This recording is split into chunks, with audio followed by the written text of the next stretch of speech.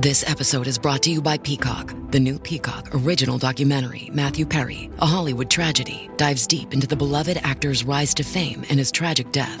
5 people, including Perry's personal assistant, 2 medical doctors, and an alleged Hollywood drug dealer known as the Ketamine Queen, were charged with conspiracy to illegally provide Perry with the ketamine. Explore the details of the case in this heartbreaking special, streaming now only on Peacock.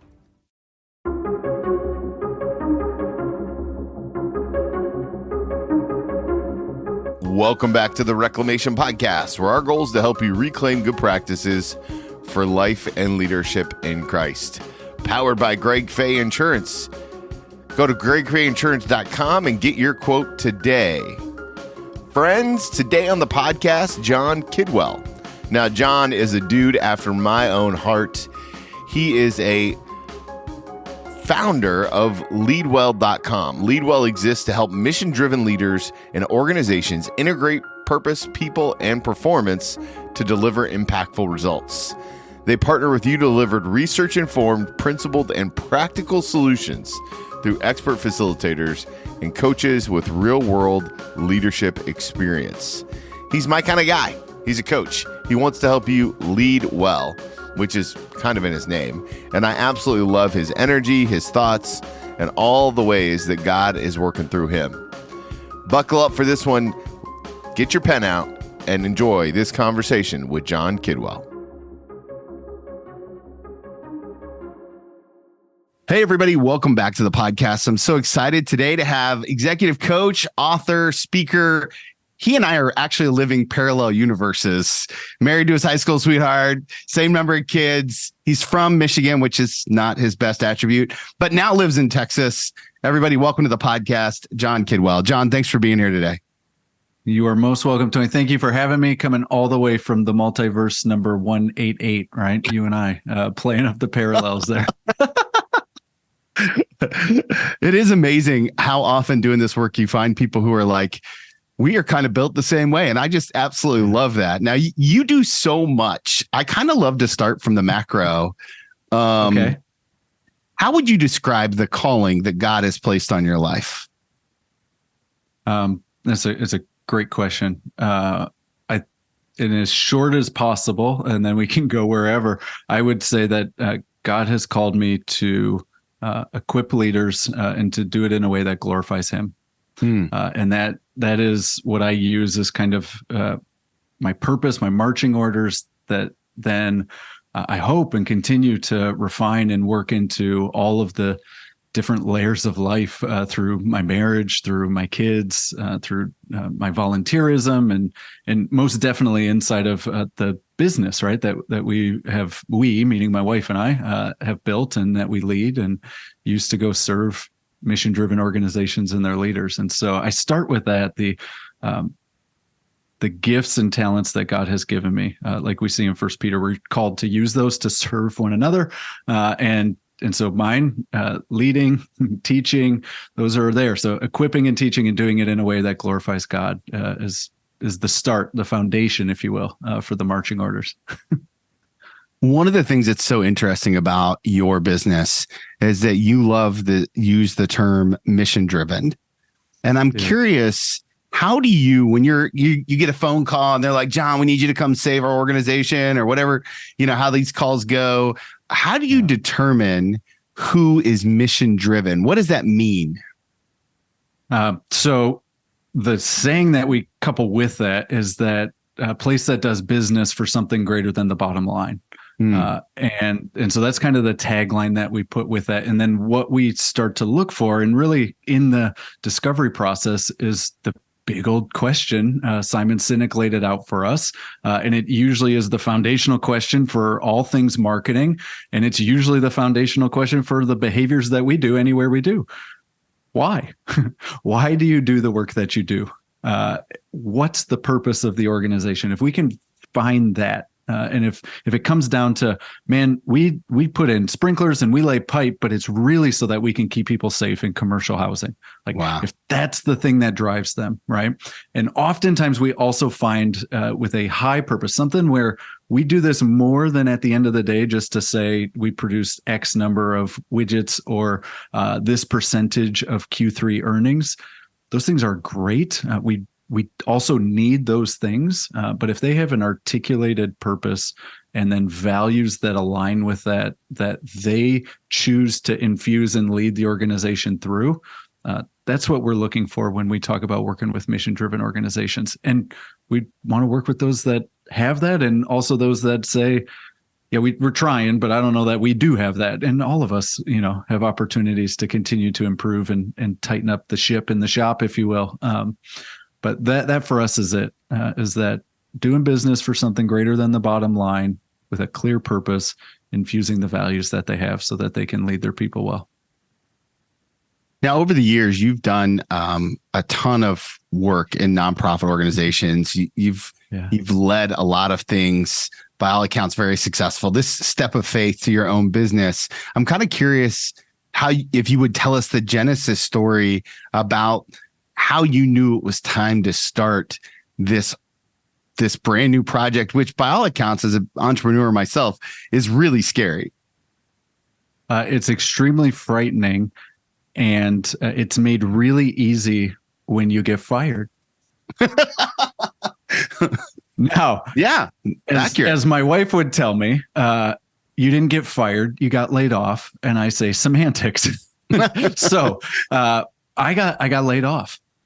And it was one where you're going to get way more than you bid off for. But I hope everyone can come with us, because I also think every single one of us has this at some point, a little bit of a wilderness kind of journey, or that breaking point where we just are down on our knees crying in the shower, or there's something that hits us that starts to kind of unravel so much of what we may have been building for ourselves, or trying to hold together as best as we can, even though we might be getting ripped apart.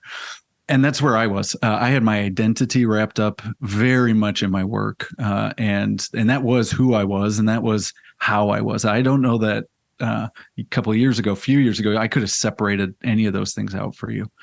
And so when I say I got fired and laid off, like every single future plan that I had that type of work baked into it. Wow.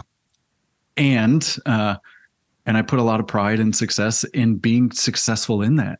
And I didn't feel successful all the time, but it was very much kind of wired into that job that I had. And so when all of that went away, I had the great opportunity and challenge of figuring out what is there that is core. And so I knew that I wanted to get into a place where I could do something that was of service. That is a part of who I am. If you take any of those personality tests, which I think are great ways that we can become aware of ourselves, social service, kind of compassion, any of those, off the charts. I'm enough of a chameleon. I pretty much ride the center line on any of those where I can go flip-flop either way. But man, you tie in something about service, compassion, helping others, and it's just like bloop, off the chart. So I knew that was going to be there. But beyond that, I truly spent 6 months coming up with, well, I think they're great. I don't know that they're all great, but I think they're fantastic ideas every 2 or 3 weeks. And I'd have it all out, and we'd have our one-page business plan, and I'd have vision, and I'd sit there with my wife, and we'd talk about these things, and she's like, that's awesome. And then on Monday, I would wake up and it was gone. Wow. It wasn't just gone. Like, it was like bitterness in your mouth taste. Like, I can't think about these things. And they were good. Like, one of them was going and building an entire business around connecting with 18 to 29-year-olds, because so much of our life, milestones in life happen between the ages of 18 and 29. And every sort of support and structure is gone. Right. And so it was like, oh, I'm going to go do this. And I say this so somebody else goes and does it, because I'm not going to do it. But you need to, if you're feeling that. So I say all this to say I went through that like 5 or 6 times. And finally, again, just there's a blue suede chair in the corner. And that was the chair where I was wrestling with God, wrestling with myself, going through counseling, kind of releasing resentment while also trying to work through and figure out, like, if I wrote my obituary, what's it say? Right? What do I want this thing to say? What gifts do I have? What strengths do I have? What talents do I have? What do I keep coming back to? So Christmas Eve, I'm sitting there with my wife. We're having a coffee date and sitting in the car while grandparents are watching kiddos. And you're crying just like most of the last 6 months had been for me. And she says, what do you want to do? Great coaching question when it's time for action, right? Like, what do you want to do about it? And I said, I want to help leaders be better leaders. And she said, that's a start. And we got about figuring that out. And we work to fine tune it every single day. How do you discern God's voice in your life versus all the other opportunities and, the right yeses and the right nos? And how do you lead from that kind of perspective of trying to listen to God while also honoring all the other options? So I'm grateful for the practice that started years before, which is a morning time routine where I get up before the rest of my household and I do some exercise most days of the week. And I can't say that I have perfect attendance, but Bible reading, prayer time, those are staples. And nearly every day, that is what I do to start the day, and have been doing it for over a decade. And it's not to say, oh, woohoo, like something, just to say that discipline produces discernment, because I'm reading the Word of God, I'm praying through it, and then I turn around, and I actually got this from somebody else. That is my pastor. And what he says is pray, plan, proceed. And so as I'm doing that, pray. And some of it is like, here's what I want to do today. I really want to do this today, make this work today. But I'm praying through whatever might be there. The big stuff and the little stuff. I have a prayer journal with people and with plans and all of that stuff. I have a prayer journal and pray through those things and then turn around and immediately plan the day. And I follow a big three system. So what are the big three things that if I get nothing else done today, these are the three things I'm going to do. And then other stuff falls in there. And then I start walking out. One of the things that I've leaned into a lot lately is the voice of other people. And kind of so that nudging of the spirit, or like if somebody comes into my head and I'm like, ooh, if I'm thinking about them, let me not just think like that's a random thought, but I should call or text them. But also in the reverse, if two or three people are starting to say something, I try to pick those up as cues, as a little bit of a burning bush, if you will. Well, one of the things I noticed in our working together, like getting this conversation set up and that kind of work, is that you've got some really great people on your team, right? Matthew and Armin. Amazing people. So I was kind of curious, just as a leader who's hired some people and surrounded himself with great people, what's the number one characteristic that you look for in somebody that you're bringing on your team? The number one characteristic. So I read a book years ago. I can't remember when it came out, or else I would cite exactly when it came out. But it's Patrick Lencioni's The Ideal Team Player. And he talks about hungry, humble, smart. And as soon as I read that book, it just connected with me. And ever since then, I've been writing those three words down on every interview questionnaire that I have ever done. Hungry, humble, smart. And do we check the boxes? And as the book would tell you, we don't always necessarily check all three, but we look for those. And so humble is kind of a no, like if you don't have that, no pass and go type of thing. Sure. Because I think pride, I think this because I see it in myself, that pride is a leadership weed in the garden, and it has to be picked. Otherwise that just takes over everything. And honestly, even mission driven, it gets in the way of being mission driven, because then it's got to be me driven. And so that humility is probably number one. Can I do things for something greater than myself? But humble, hungry, smart is a really good recipe. And like I said, I've been writing that down ever since I read that book, which is, I think, over a decade now. I just can't remember where that book came out.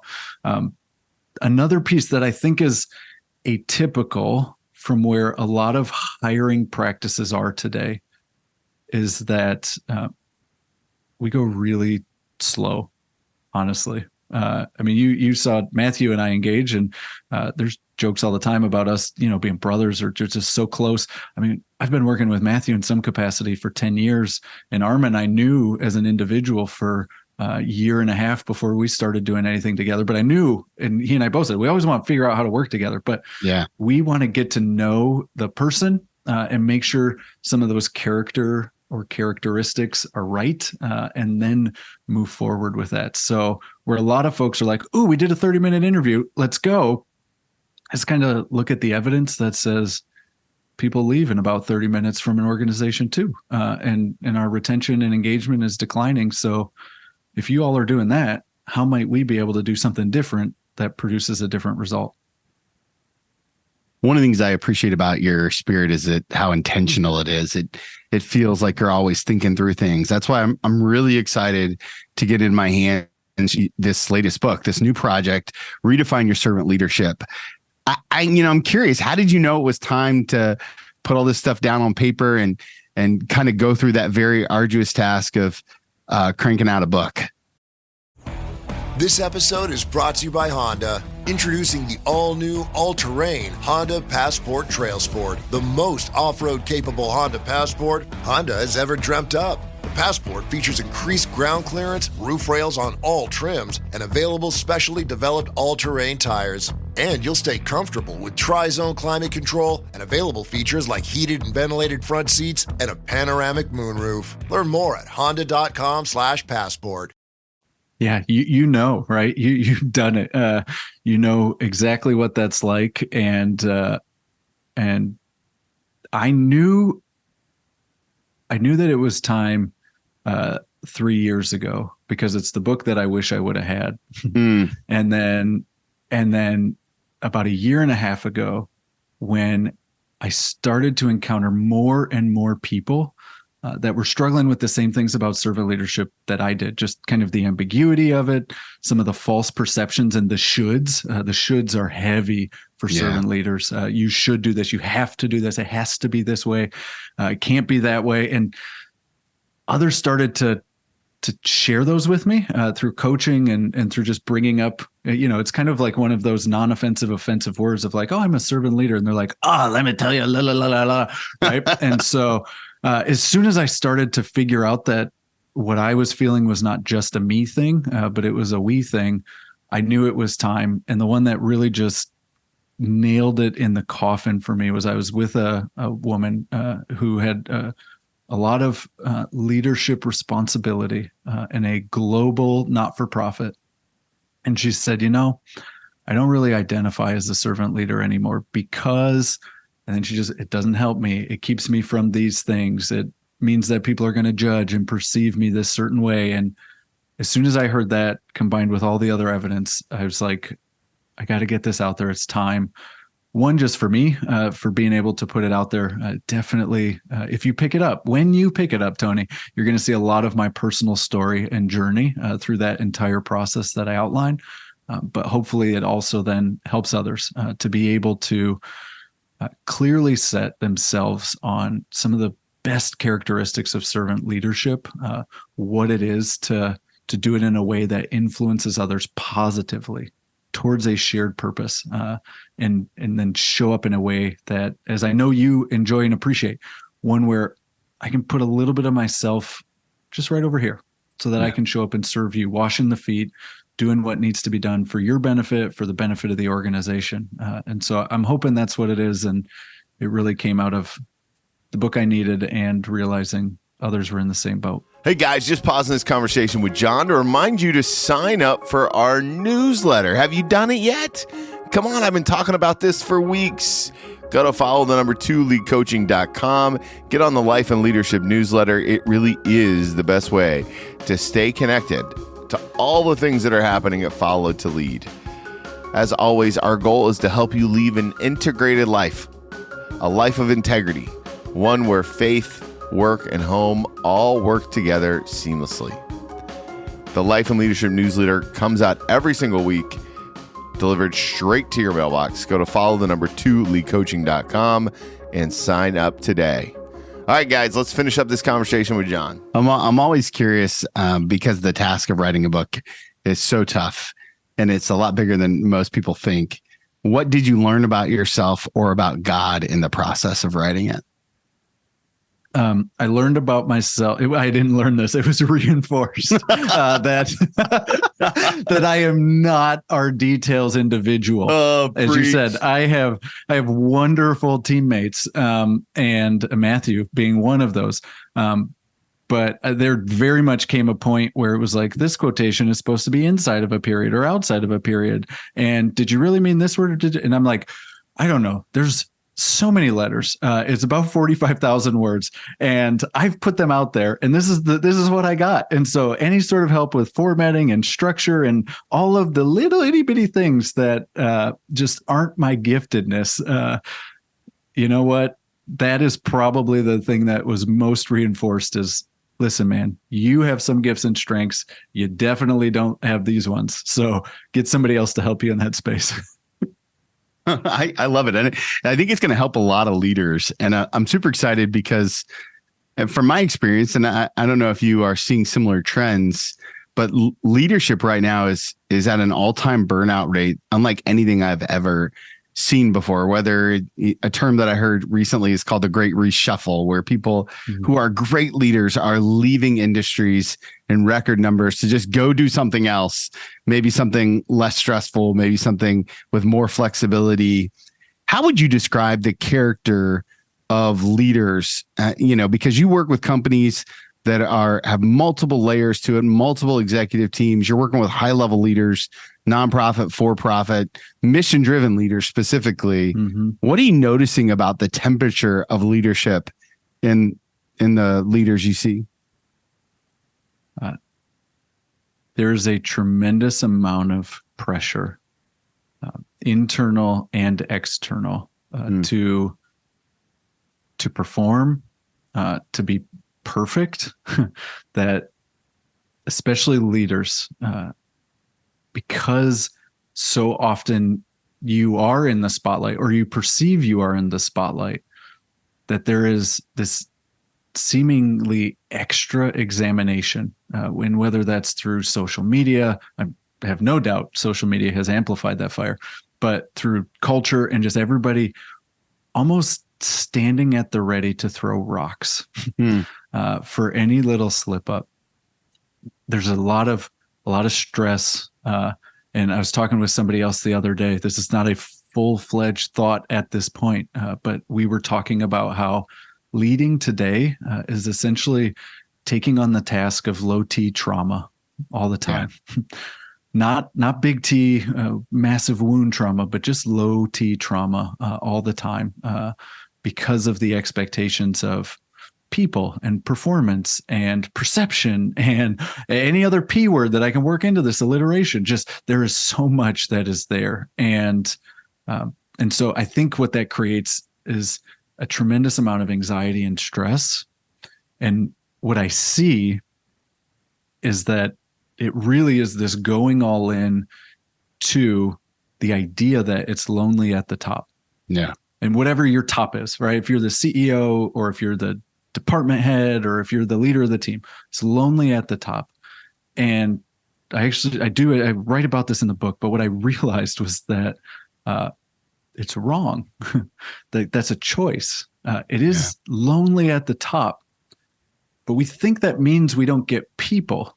We think that's the loneliness. What it really is it is reinforcing that we need people, because the responsibility is the thing that is in fact lonely. Nobody understands the responsibility you carry, but because it is so heavy, you need people, a team of people who are for you, who are going to check in on you, who are going to give you truth, who are going to encourage you, and who are going to make sure that you have what you need to be able to lead and to do that well. I love that idea that responsibility is what is lonely, that we don't have to be lonely. That's a choice. I'm sure that there's a leader listening right now who feels so burdened by their responsibility, by the position that they put themselves in. When you sit across from that leader, what's the first step that you're going to tell him or her about getting out of that space that feels like they're staring at the edge of burnout?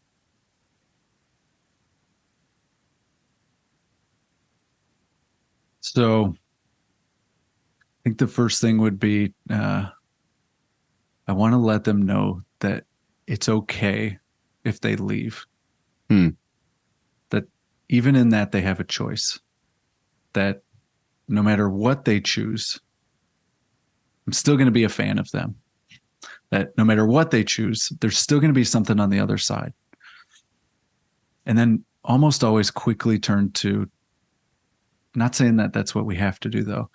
And so then try to work with them to uncover what is really going on. Yeah. Is it a story that I'm telling myself about how I have to show up that's leading to this burnout? Am I replacing another piece of life that I don't want to engage in with being here at work? Am I kind of stuck in some of the have-tos instead of what I might want to do or what I get to do? And trying to figure out what those are and then test them against what's really going on. Is it true that you have to be here 60 hours a week? Is it true that your boss has it out for you? Is it true that whatever it might be? And if we can figure those things out, right? If there is permission and knowing that you're going to be okay on the other side of this, whatever it is, if you've got to get out, you got to get out. It's okay. And for so many of us that find ourselves mission driven and in a serving profession, that feels like quitting. That feels like we're being disloyal. It feels like perhaps the purpose or the call that I might feel doesn't go with me where I go. But it does. And that's what I found in part of my story earlier, is that I always was the leadership guy. That's always what I wanted to do. I just had to figure that out and then pick it up and take it with me for wherever I was going to do. That calling can transcend whatever kind of vocation I find myself in.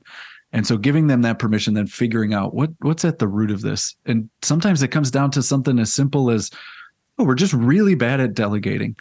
Or perhaps I just need to start having more clear, crucial conversations that are both kind and honest. And if we figure out what that is, try to relieve, some of the pressure that is what's amplifying that temperature gauge, if you will. That's very well stated. And I think that's going to resonate with a lot of leaders. I always love to ask people who are putting books out into the wilderness. My podcast family loves to pray. And so I'm curious, what is the prayer request that we can walk alongside you and this book that I believe is going to help tons of leaders? How can we pray for you and the book as it all gets out there? Thank you for that. And I said earlier, right, I want to respond to the spirit and what I'm feeling. And so here's what's going on in the prayer that is most powerful. Most often we work with folks that don't necessarily have a relationship with Jesus, that don't understand some of the things that we are talking about on this podcast. We're a biblically based, research-informed, and reality-tested organization. That's how we want to approach the work that we do. And the book is written in that same way, where it's written for someone that doesn't have a necessarily Christian or religious grounded upbringing.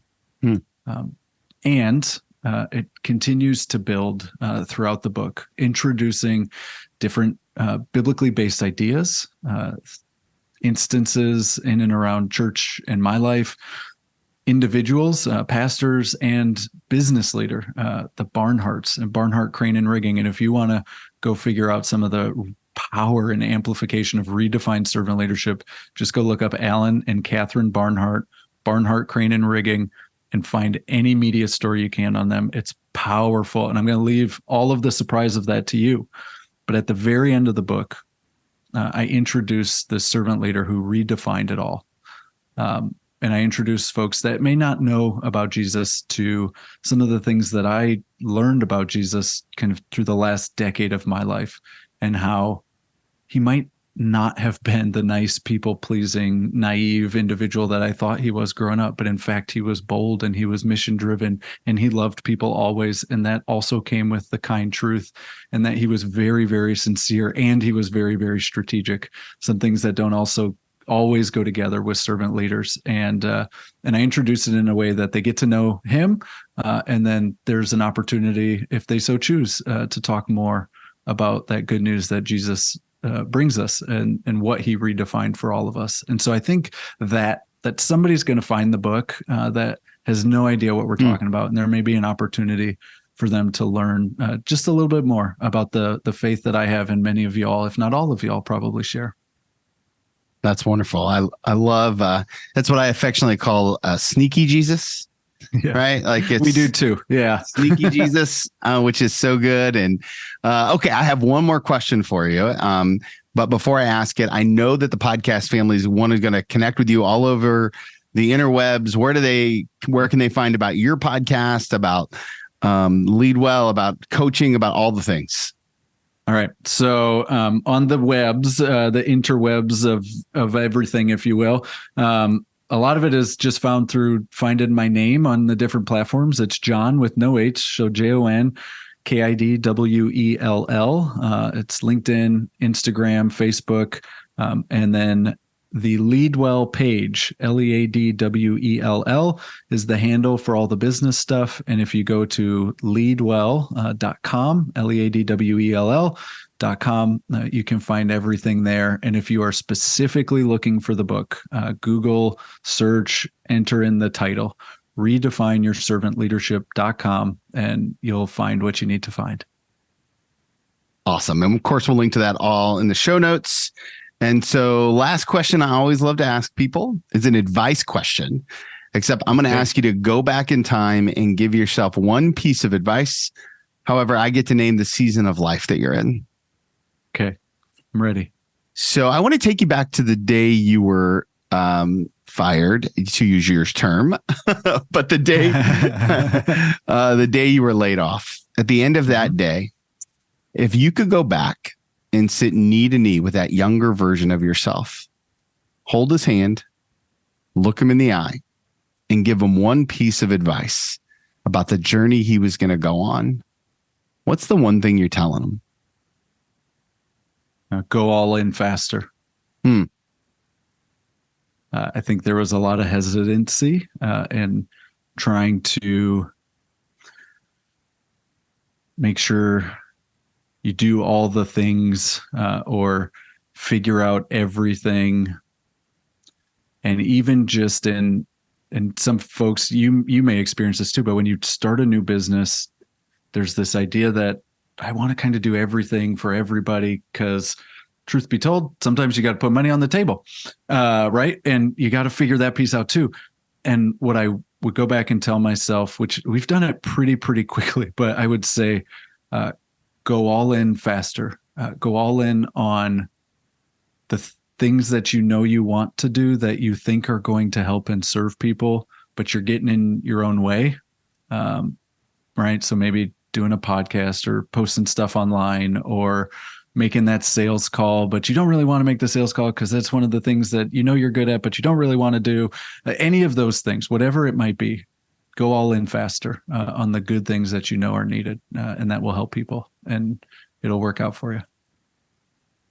Jon, such a gift to be with you today and your heart. And I just, I love the work that you're doing for mission-driven leaders all over the place. So thank you for being so generous and the time of connection today. Thank you, Tony. This is an absolute pleasure. And y'all, you can do the swap just like Tony and I did. Make sure you check him out on the Leadwell podcast, because he has some amazing things that you all need to see. Thank you for doing that, Tony. Thank you for having me on here. It's been a wonderful day with you. I knew you guys would like his energy. What a great guy. I love the way he talked about dropping things that don't work. I love the way he talked about leaning in and what it means to be mission driven. And really, he's got so many different options. If you are looking for someone to help your team, he might be the perfect guy for you. Go to his website, leadwell.com. Follow him on Instagram or connect with him on LinkedIn. Let him know that you heard him here on the podcast. As always, guys, it's my privilege to serve you. I'm so thankful to have you part of this community. If there's anything I can do for you, don't hesitate to let me know. You know, I'm easy to find at TWMilt on Instagram, Tony Miltonberger, all over the place on the socials. And remember, if you want to follow Jesus, you must be willing to move.